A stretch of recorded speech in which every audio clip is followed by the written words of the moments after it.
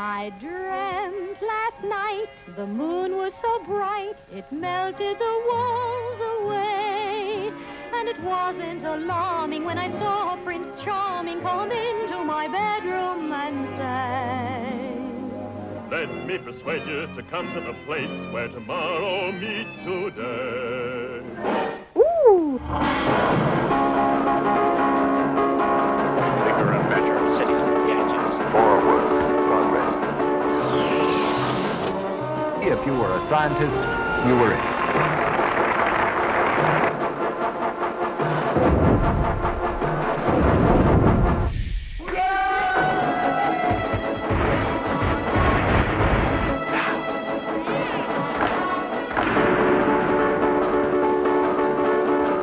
Your excellent science, I am your faithful servant. And the tomorrow. Building a new world.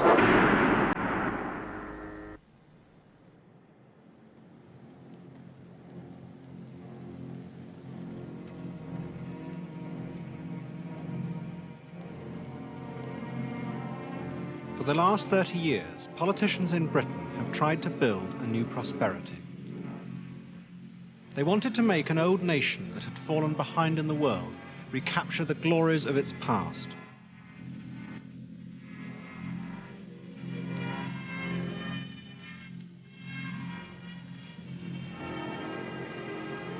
They turned for help to what they believed was a science of money. One after another, Labour and Conservative governments became convinced that if they followed what they thought were a set of scientific laws, the economy would grow faster. The perceived tide of decline could be reversed.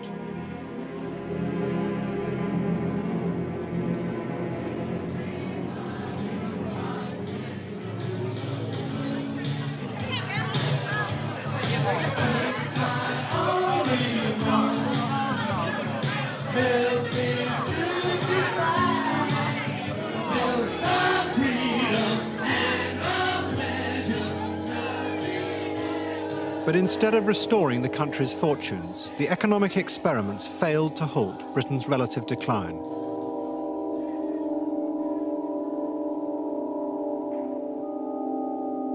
This is the odd story of how politicians came to believe there was a technical way to make Britain great again.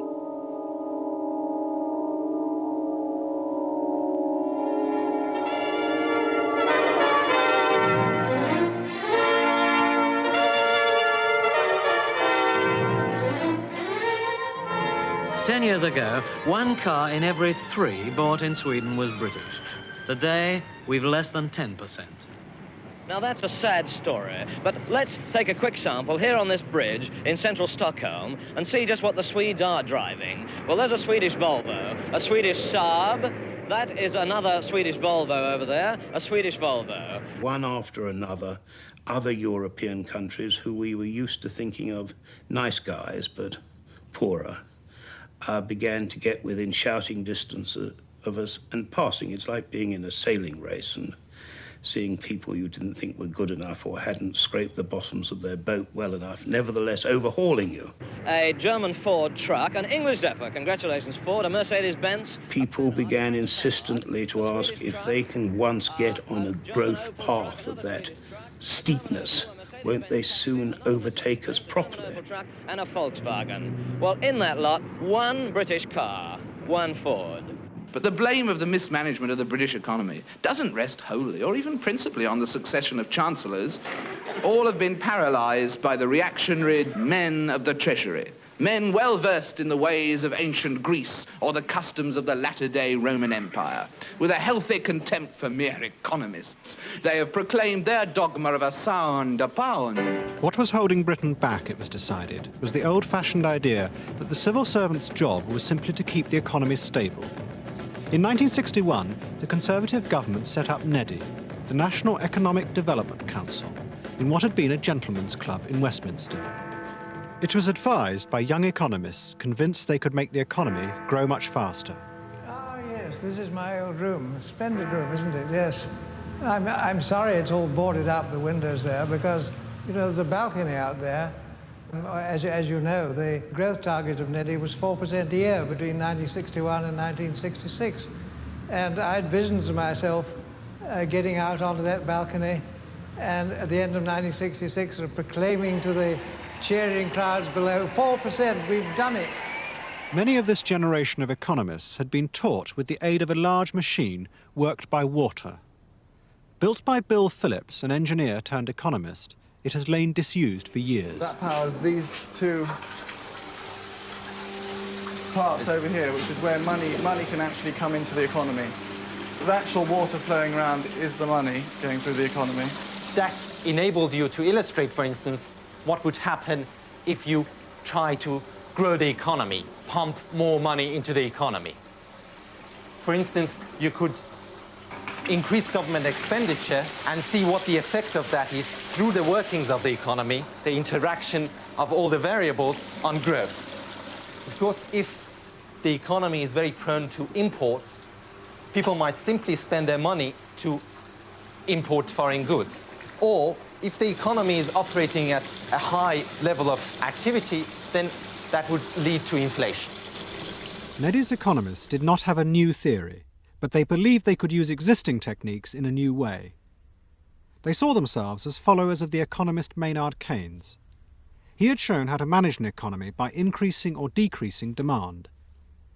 The problem was that every time you increased demand too much, imports flooded in and wages rose. But NEDI's economists were convinced they could control a boom. They would plan investment in industry and the government would hold inflation down. The bad old days of stop-go would be over. Now we were going into something quite new. We were going to try and increase the rate of growth, and we thought all sorts of ideas about how it might be done. It was an exciting prospect of trying to do something and trying to change something. The possibility of fiddling with the screws and the settings and the instruments and getting more out of the economy, making it work better. And it was fascinating. It was as if you offered a chemist for the first time in his life a laboratory in which he could actually pour one chemical into another and watch them fizz, whereas previously he'd just reasoned that they might fizz. 1%, and what are we to bear? A lousy little 1% and paradise is here. An extra little effort and the country's gonna boom. Our plans for the future of Britain in the coming year are clear and comprehensive. We have accepted with enthusiasm the NEDI target of a 4% growth rate, and all our actions have been designed to achieve it. This nation must not jog along. This nation must be inspired with the determination to achieve great things. Factory owner called his men and said, I'm confident you'll rally to the challenge and produce that 1%. And up then spoke a worker, do our wages rise or what? And the boss said, most amusing, and sacked him on the spot. By 1963, the economists' promises seemed to be coming true. The Conservatives had poured money into the economy, and sure enough, it had begun to grow. They had placed their bets on growth. They talked about it a lot. There was an announcement about it, white papers, speeches, and all the rest. In our system of politics, when something important like that is put on the table by the government of the day, the opposition has to respond to it. My purpose tonight is to have a word with you about the future of Britain. The outstanding thing we ought to do, obviously, is to get up our economic strength, operating a national plan, a plan for steady, continuous, controlled production and expansion. It was natural for the Labour Party to say, OK, you're going to have growth, but we can do better than that. And if you're aiming for 2.5%, we'll aim for 3%. If you're aiming for 3%, we'll aim for 4%, so that the bets were raised. This election is about the standing of Britain in the world. Whether we're going to go on trailing behind other countries, or whether, as we believe, Britain can recapture the lead we once held amongst the nations of the world. We're tired of being pushed around. But if we're going to assert ourselves, this means we must have economic strength at home. For if we stand still at home, we stand still abroad. Labour promised a national plan, run by a separate Department of Economic Affairs under George Brown. It would make Britain grow by a quarter in just 6 years. It was a seductive dream for a socialist party, for if the economists could produce this growth, then Labour's leaders would avoid what they had always thought inevitable, the battle to redistribute the country's wealth. Instead, there would be more for everyone. But it all depended on the economists' promises that they had the technical solutions to the politicians' problems. We saw ourselves as providing the politicians with a potential menu of outcomes. If the politicians would give us some indication, then we could set the instruments in such a way as we could deliver reasonably enough, give or take the various shocks that would occur in the economy, the kind of outcomes that the politicians wanted.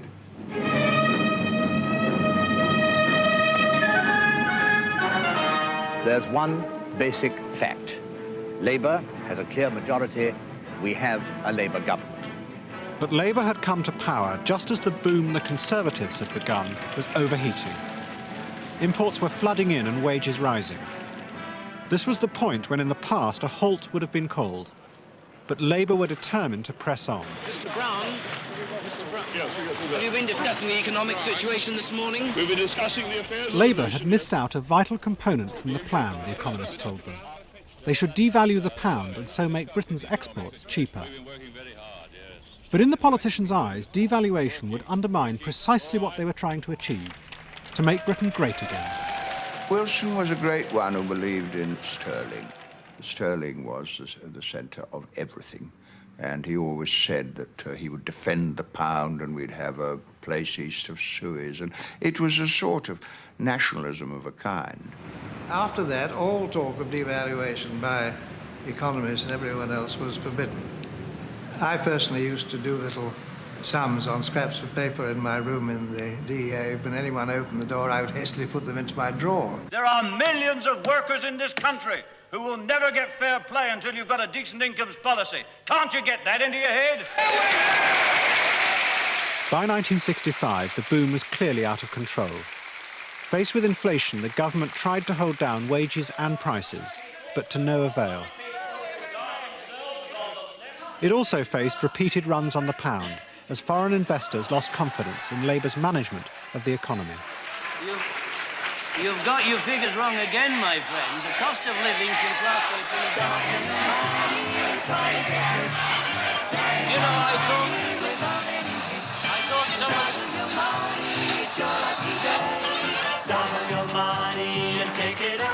Friends, we'd like you to meet our first contestant tonight who wants to play double your money. Here we go. The national plan now became a game between the politicians whose fortunes depended on it and their economists, who had begun to realise the economy was now far beyond their control. They were being used. I think the moment I really realised it was a gimmick was when, after we'd finished work on it, and it was the summer, I think it was the summer of 1965, I hadn't very much to do, and so I decided I'd look at the details of the plan and see all the different measures, the things like the decision that you double expenditure on road building, for instance, and try and work out what effects these might have on the growth rate of the country. And I laboriously worked through, making my best guesses and calculations, not having been particularly told to do this by anybody, and came up with the results, and they were well short of anything that might have produced the 25% growth. And I wandered along to my seniors and said, hey, look, I've done this useful little exercise. And they weren't in the least interested. Nothing to do with it at all. The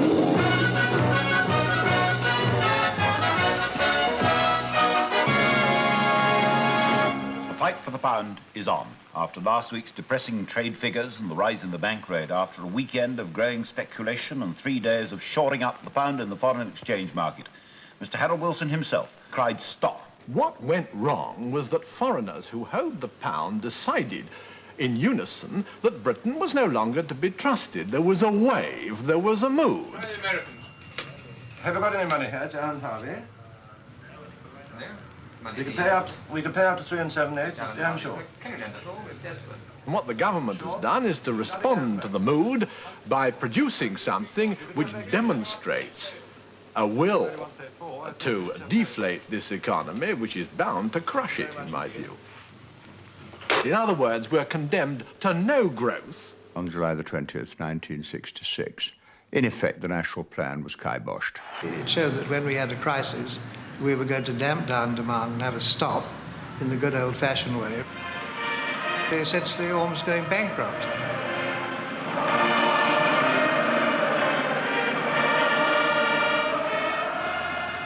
Then I went to bed.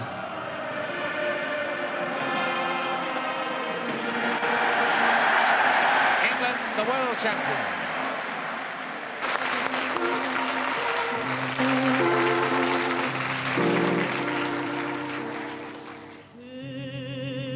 This is my lovely day. This is the day I shall remember, the day I'm dying.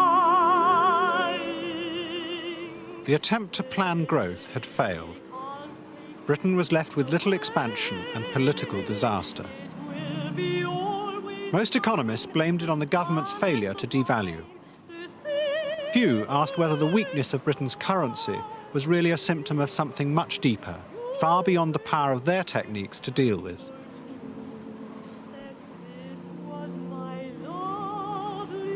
A year later, the government bowed to the inevitable and devalued. But it was far too late. The economy had long ago come juddering to a stop. What do you think of this devaluation? It's a very sad end to a period of mismanagement of our country's affairs. I mean, after all, the government did go in with £800 million deficiency, and I bet they were very hard to try and pull us out of it. So who do you blame for this? I've been the financiers, the capitalist system. I blame the government, of course. You hold them personally responsible? Certainly. Who else makes decisions? Do you feel that, in fact, a battle, a very important one, has been lost? Not a battle. I think this was a skirmish, perhaps, rather.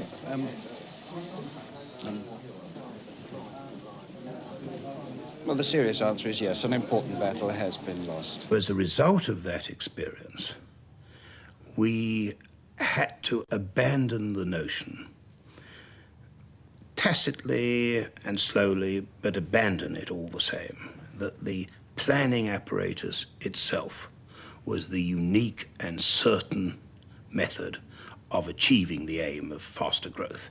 We still believed in faster growth, and we still, many of us, thought that it was attainable, but this particular path to its achievement was no longer key, was no longer essential, could no longer be relied upon.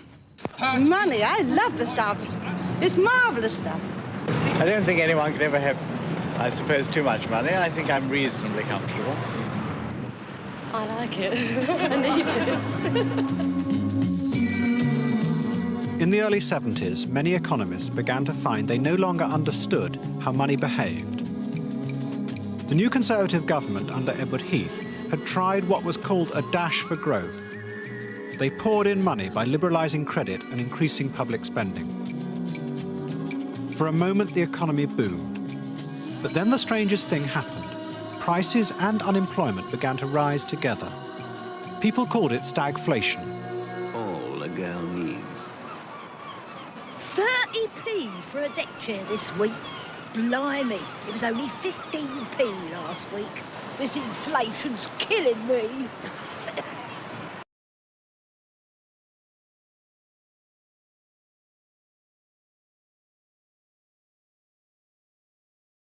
Now, I happened to arrive in the Treasury in 1970. When I got there, people really felt that they didn't quite understand how the economy worked anymore. And one particular example of this was that we saw unemployment and inflation rising at the same time. And that was something that should have been quite impossible. While this was going on, they're sitting in Chicago, in the States, with the monetarists who said, no, we know perfectly well what's going on. We can explain it. You've been led astray by your Keynesian beliefs, and we can explain precisely what's going on, and it's all to do with the growth of the money supply. I and people who believe the way that we did were saying that a continuation of the policies was going to lead to higher inflation and more unemployment. It represented a recognition that fine efforts to produce paradise on earth we're producing something very different than what was intended. Friedman argued that any attempt to put money into the economy to make it grow was doomed to failure. But he was not challenging the idea of the economy as a predictable system, only how it worked. He considered his laws were as powerful and objective as those of the physical sciences. It was scientific. Inflation is not a communist phenomenon. It's not a capitalist phenomenon. It's a printing press phenomenon. That's a scientific statement. And you will only have inflation if the quantity of money increases more rapidly than output. You can only stop inflation by slowing down the rate of monetary growth. Monetarism offered an attractive technical explanation for the problem of inflation. But from it would come in less than 10 years another scheme for Britain's salvation. A set of scientific rules which, if the politicians followed them correctly, would create the right conditions for economic growth.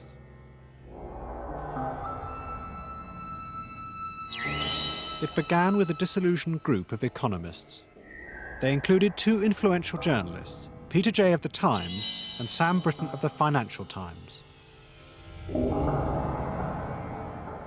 We were found to be stimulating and interesting, which are the English words for damning people, and we were always regarded as good for a puzzling interlude in a program such as this. Of a complete runaway inflation and an internal collapse of confidence in the currency. I'm sorry, I think, Mr. Britton, that's an exaggeration when you start talking about the runaway inflation in Germany after the First World War. I think, quite frankly, that that's an exaggeration that can't be sustained by anyone. But I think... Can we stay on our home ground for the moment? Yes.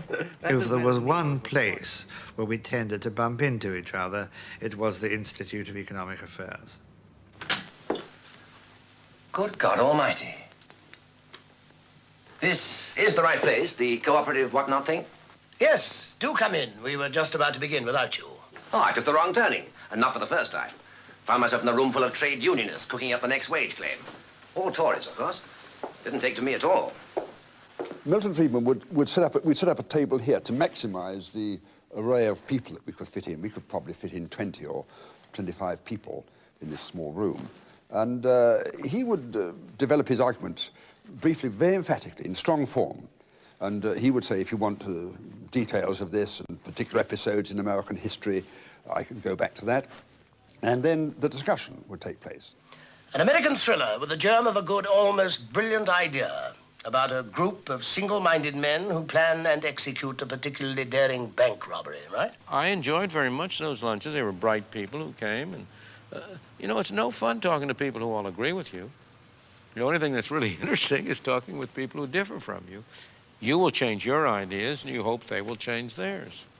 To start with, I must admit, I didn't believe the monetarists for a moment. This seemed totally implausible. This was the sort of economics that I'd been told to discard for all the time I'd been learning economics. It was a joke, really. It wasn't to be taken seriously. Whatever else one used to explain inflation, it wasn't the money supply. Bit far-fetched, perhaps? You couldn't see it happening in real life? Oh, I wouldn't go as far as that. Life's always surprising me.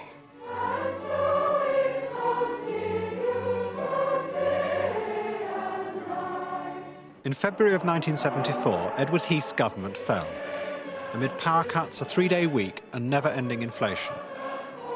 They were direct consequences of his crude dash for growth. The time was ripe for the monetarists, in particular Alan Walters, a professor from the London School of Economics. He began to attract both press and politicians with apocalyptic warnings of what was to come. A reduction in output, an increase in unemployment, and at the same time, rampant inflation. Inflation of the order of perhaps 30%, perhaps even increasing as we go on. There is a real danger of hyperinflation. Alan Walters had snubbed me when I went back to meet old friends. Once the government fell and I was back as a member of Parliament without a government post. And Alan Walters refused to shake my hand. He said, "You've been debauching the currency. Why should I welcome you back?" And I started to rethink what we'd been up to. And a fellow called Alfred Sherman was very influential in convincing me. He used to say, don't you know, Keynes is dead, Keynes is dead. I didn't understand what he meant. He turned to me for help, and I managed to persuade him to go further and look at the whole Keynesian mumbo-jumbo, the panacea. I mean, Keith Joseph was a mesmeric? Keith Joseph was a marvellous, spellbinding speaker. And you would see him on television. In the 70s, he used to go to universities and get pelted with eggs and have to be taken around the back way by the police. Keith Joseph toured the country, translating monetarism into a political programme. The primary job of economics was no longer to create employment, he said. It was to reduce inflation. After having failed to persuade the shadow cabinet to reconsider our economic policies, I warned them that I'd have to make a speech. Well, the speech was made. I remember that I said to Sam Britton, who looked at one of the drafts, this speech has been through 9 drafts. We're trying to get it right. And Alfred Sherman from the background said, yes, and I wrote 13 of them. Well, we slogged at that speech. Now, what he did, and this was very courageous of him, was that he went beyond presenting monetarism as a technical gimmick. And he, if you like, came out in the way that homosexuals are told to come out. He came out on the fact that this involved abandoning full employment as an aim of monetary policy. Inflation is threatening to destroy our society. The distress and unemployment that will follow unless the trend is stopped will be catastrophic. Inflation is caused by spending more than we produce, too much money, chasing too few goods, deficit financing, printing money. Mild inflation seemed a painless way of maintaining full employment, encouraging growth, and expanding the social services. We now see that inflation has turned out to be a mortal threat to all three.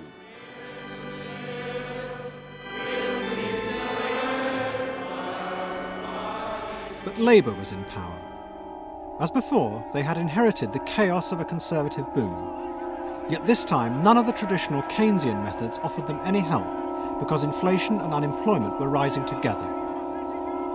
It was something the Keynesians believed impossible.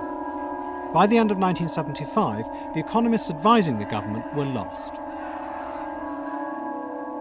My memory is, I think it was a dinner party, deliberately organised, where the main economic models were there. The Treasury was represented, the Bank was represented, the National Institute of Economic and Social Research, London Business School.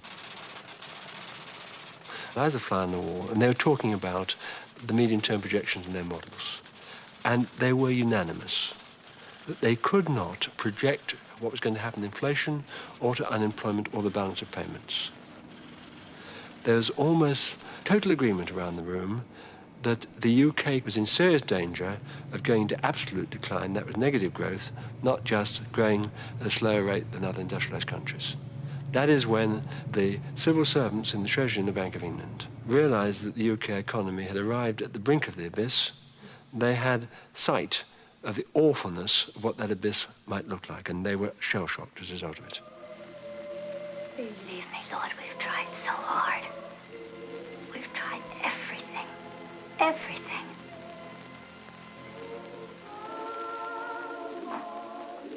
Then, in March 1976, Britain fell into the abyss. 2030, 2030. Change it! Change! 2025. Foreign investors, led by American bankers, panicked. The pound began to slide against the dollar, and nothing would stop it. Sorry? It's lost 2025 and it's stopping. 10.25, stock it. It dropped 100 points. We don't know why. It just dropped 100 points when everything else was staying sturdy. Britain faced bankruptcy. In desperation, Labour turned to the International Monetary Fund for a loan. An IMF team came to London. They were determined that the only way to restore confidence was for the British government to adopt monetarist policies. The only reason you are asking for an IMF loan is in order to have the IMF experts tell you to do what you know very well you should do on your own. It's in order to get the political backing of the IMF to make politically palatable policies which your politicians know very well are desirable, such as cutting government spending, such as lowering the rate of growth of the quantity of money, measures of this kind, which are inevitable in any event.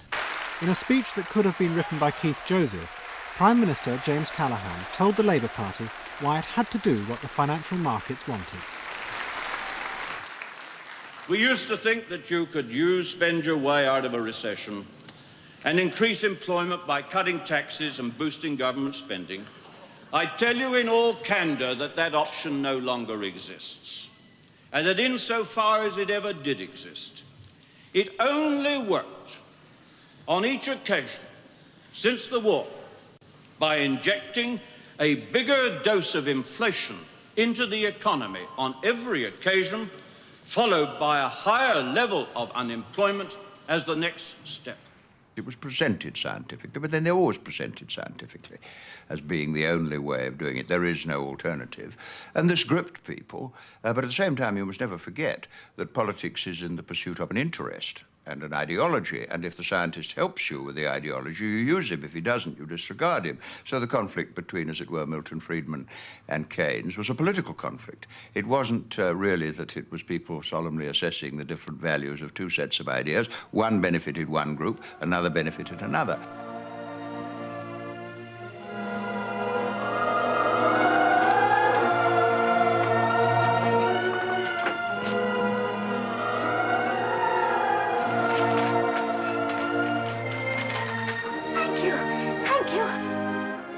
In December 1976, the IMF granted a loan to Britain.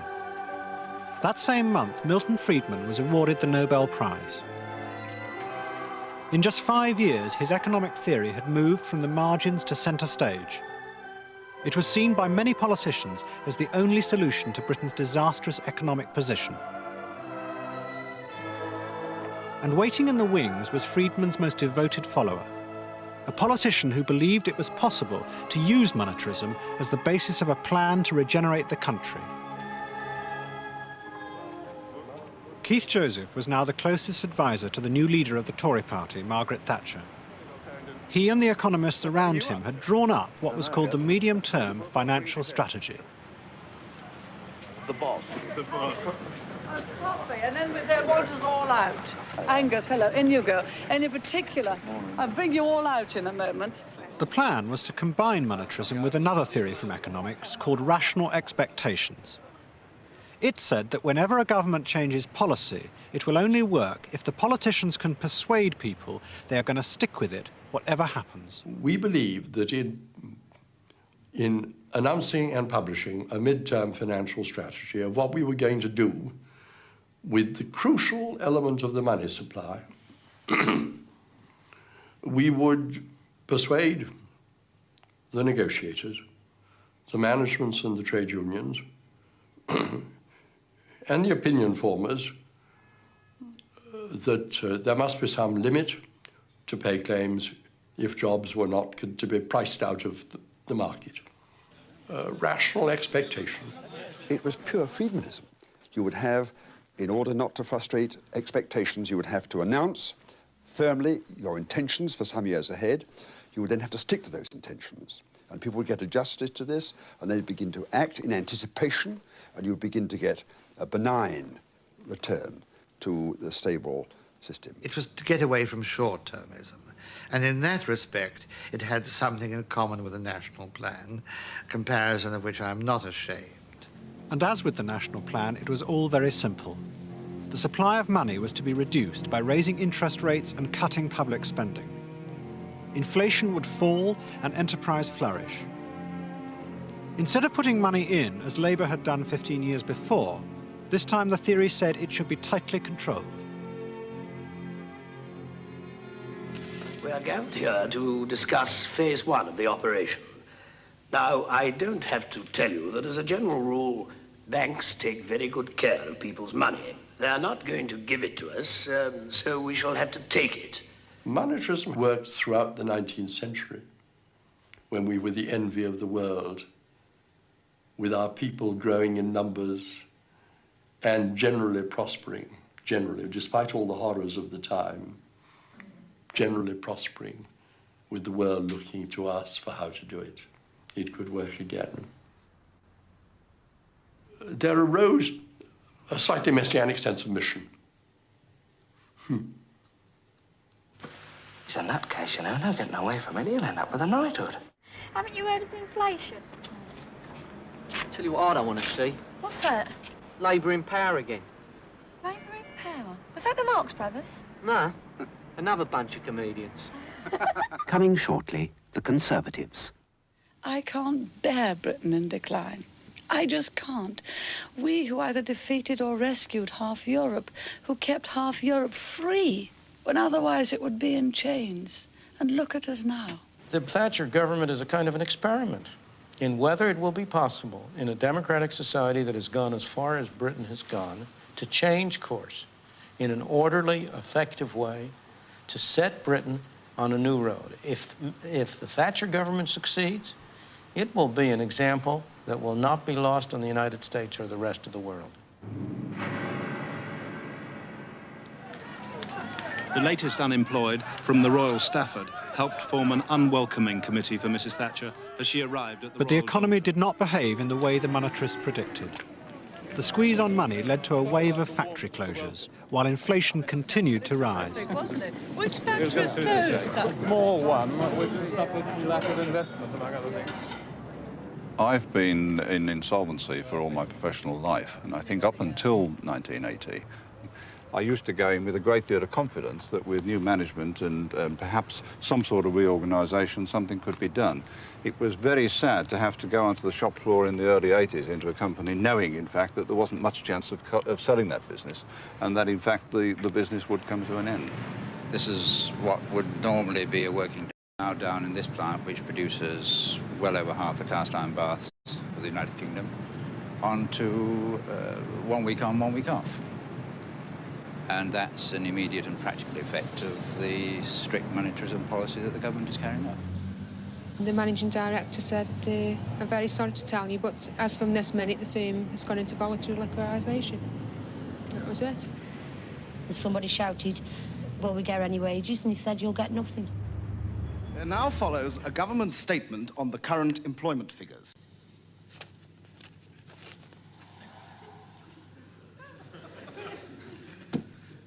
Oh, dear.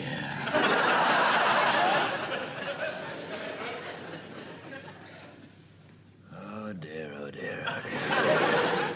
The government seems to have totally lost its way in terms of the interaction of 4 economic indicators on British industry. Oh, God.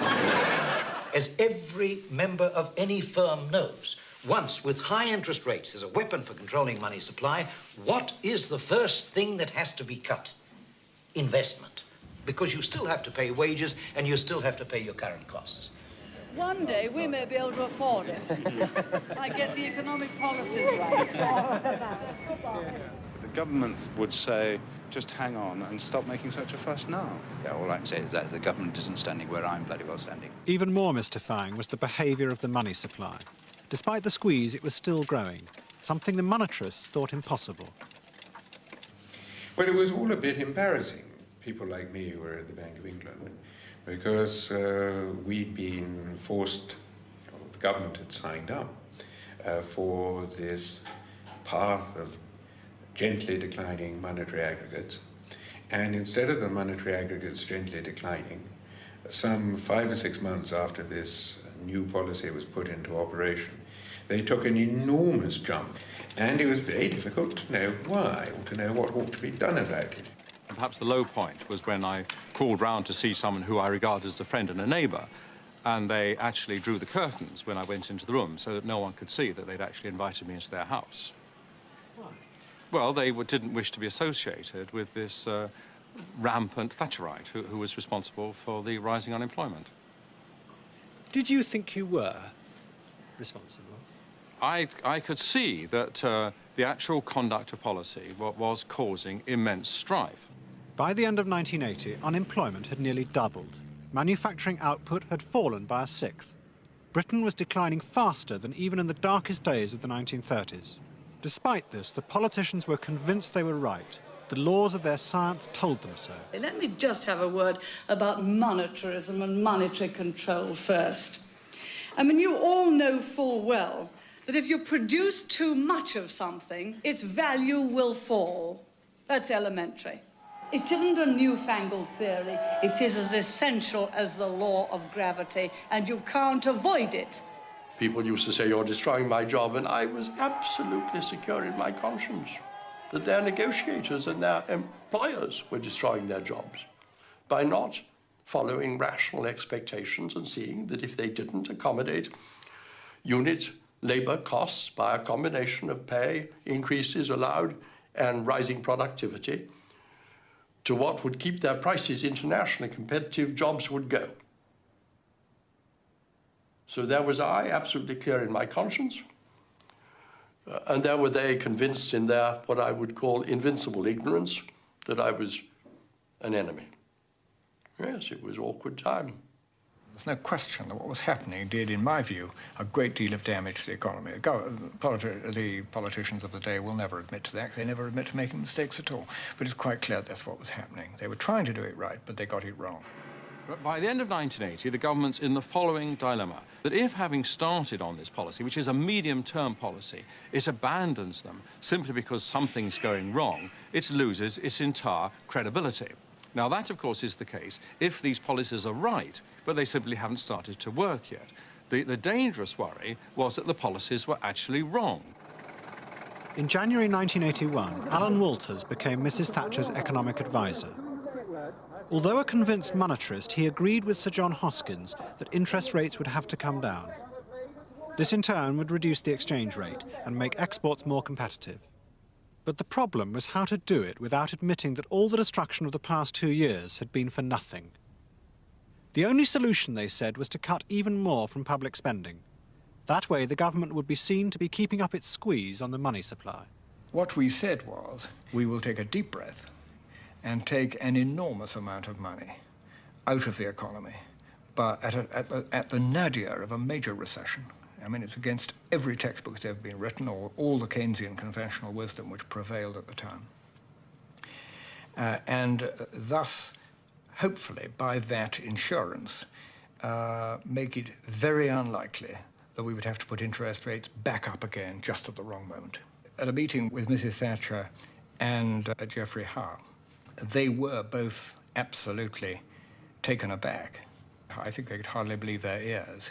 And then Mrs. Thatcher was saying very indignantly, you know, it's all very well for you, but you don't have to stand up and defend it in the House. Do what you're told and no one will get hurt. Over there, everyone.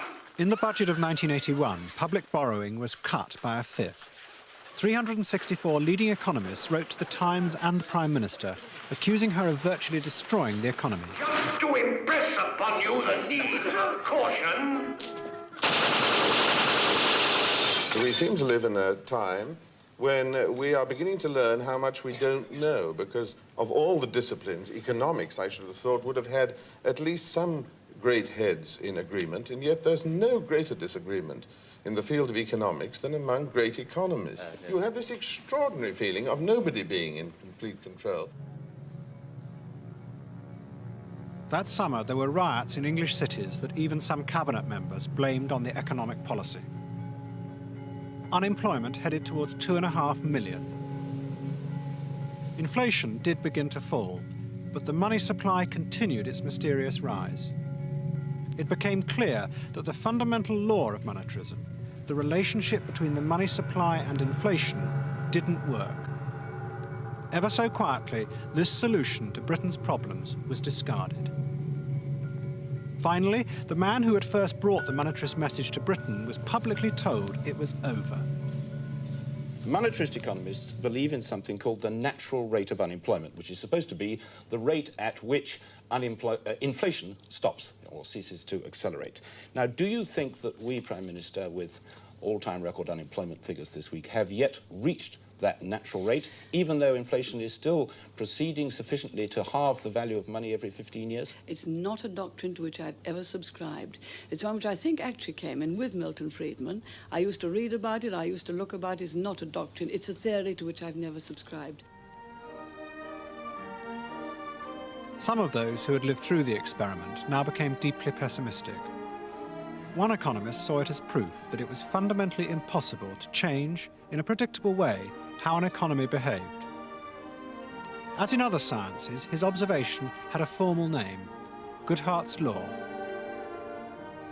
Goodhart's Law said that if ever the government decides to rely on any particular statistical relationship as a basis for policy, as soon as it did that, that relationship would fall apart.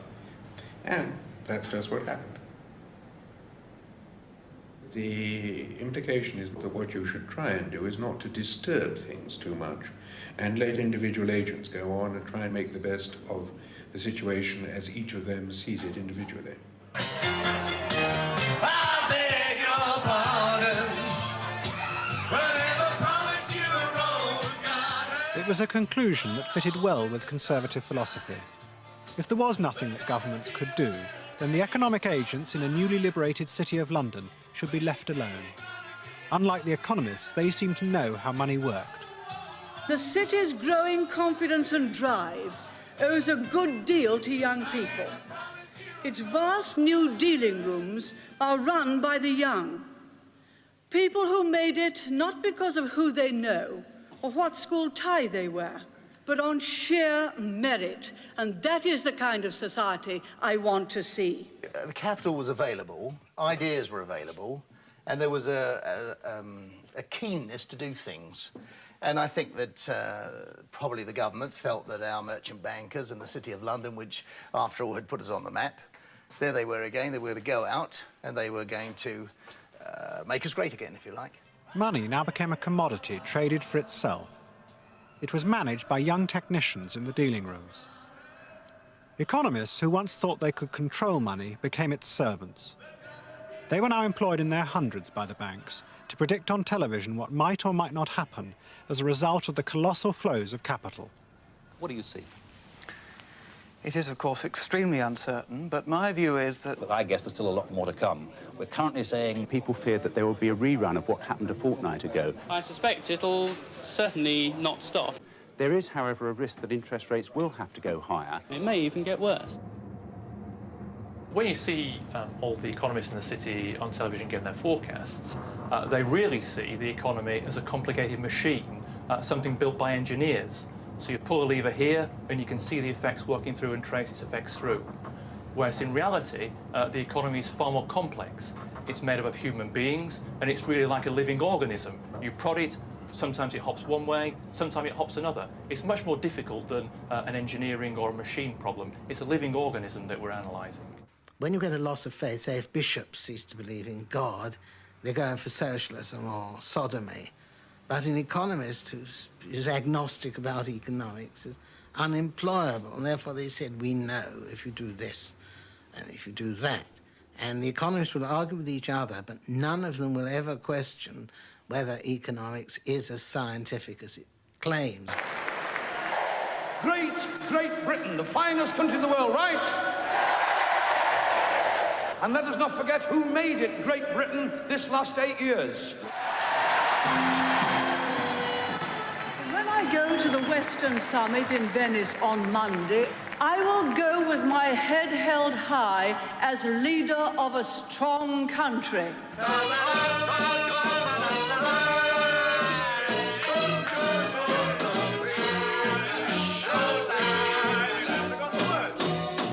Somebody at the door.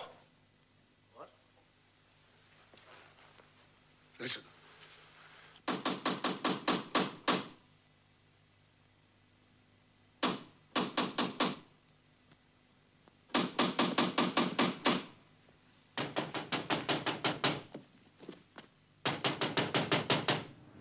There were people earning a lot of money without doing anything at all in this world of money.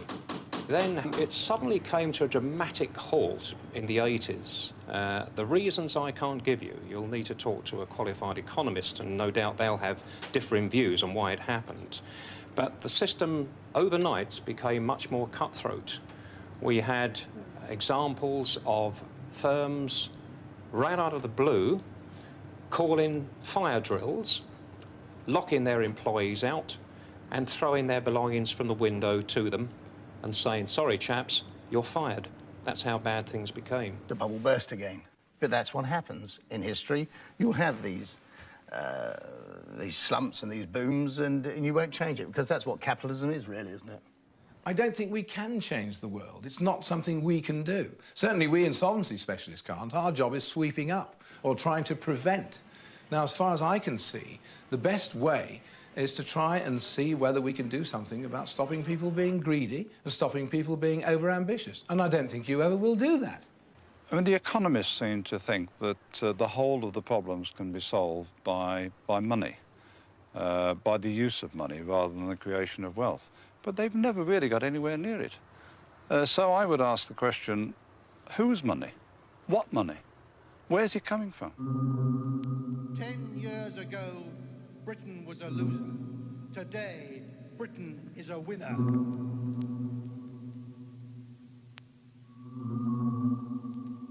Is the party over? Yes, Bunny, the party's over. The drink and the luck ran out.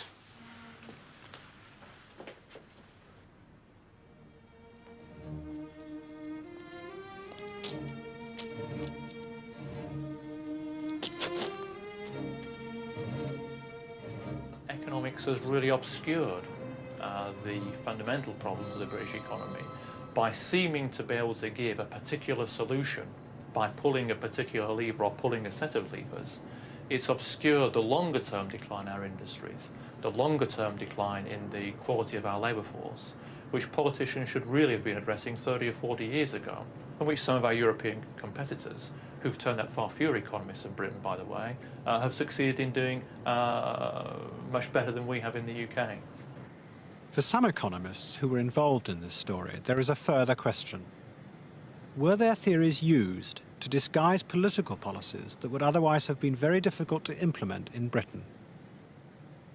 The nightmare I sometimes have about this whole experience runs as follows. I was involved in making a number of proposals which were partly at least adopted by the government and put in play by the government. Now, my worry is as follows, that there may have been people making the actual policy decisions, or people behind them, who never believed for a moment that this was the correct way to bring down inflation. They did, however, see that it would be a very, very good way to raise unemployment. And raising unemployment was an extremely desirable way of reducing the strength of the working classes, if you like. That what was engineered there, in Marxist terms, was a crisis of capitalism which recreated the reserve army of labour and has allowed the capitalists to make high profits ever since. Now, again, I don't say I believe that story, but when I really worry about all this, I worry whether, indeed, that was really what was going on. What we now doubt, which we used to think, was that our models will enable us to look into the future and indeed to change the future to the benefit of mankind. The experience of recent years has been such that as soon as we develop a model that seems to be reasonably good at explaining the present, and there are few enough of those, God knows now, the future changes. We live in an imperfect world, and if that's true, how are you ever going to make it a better world? We can perhaps hope that we can prevent it becoming a worse world. I don't think that we can easily make it a better world. Nobody knows the trouble I've seen. Nobody knows but Jesus. Nobody knows the trouble I've seen. Glory, hallelujah. Sometimes I'm up, sometimes I'm down. Oh, yes, Lord. Sometimes I'm almost to the ground. Oh, yes, Lord. Oh, nobody knows the trouble I've seen. Nobody knows but Jesus. Nobody knows the trouble I've